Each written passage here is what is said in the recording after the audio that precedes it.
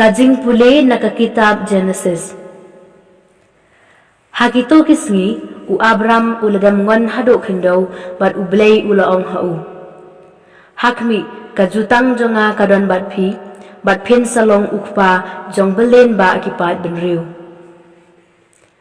Kakerteng jong pi kan omlong shu Abram, Henry kakerteng jong pi kan salong Abraham. Naba ngalapenlong ya pi ukpa jong belen ba akipat benriu. Ngan sapen roy parum pare ya pi, bat ngan sapen mi kijat benriu na pi, bat kis emro kin sami na pi.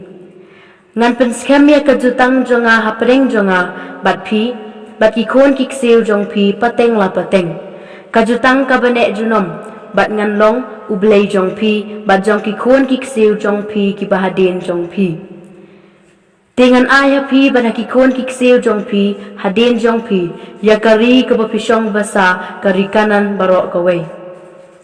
Bat kan long kanong kenti basi junom, bat nga ngan long ublay jong ki. Ti ublay ulaong hau Abraham, mapi pan, pin saraki ya kajutang jonga, mapi bat kikon kiksiu jong pi, haden jong pi, pateng la pateng. Kaktiin jong uturay.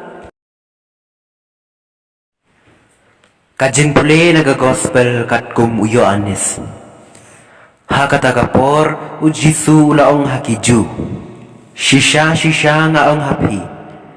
Lada uno uko ngu ya kaktin jonga. Unam mat ya kajingyap lano ro. Kiju kilaong hau. Mentate ngitip siya'y kadar. Bamisyong ksud. U Abraham ulayap. Kinong yat hulu paru kilayap. Penban meong. Lada uno ko ngo ikaktin jonga unam mat ikajingyap lano ro. Hato mekam kraw mame banyok pa jongi u Abraham. Ubalayap bat ya kinoyet hulupa kibalayap.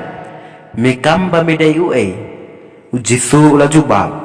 Lada nga ay buram yaladi kaburam jonga kanam syong dor uday ukpa jonga uba ay buram yanga.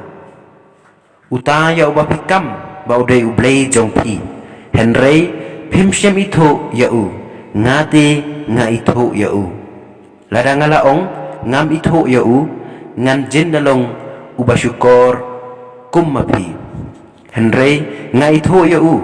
Bat nga ko ngu yakaktin jong ukpa jong pi u Abraham. Ulakmen ba ulyoi yakasngi jonga. Ulayoi yaka bat ulakmen. Te kiju kilaong hau. Mempat dap sanpeus nem kerta. Bat melayo iya Abraham. Jisu laong haki. Shisha nga ong hapi. Shuaban kaya Abraham. Ngalong. Kumta kilak harmau ban kawang yau. Henry ujisu ulabore yalade. Bat ulami nakatempel. Ka gospel jong turai.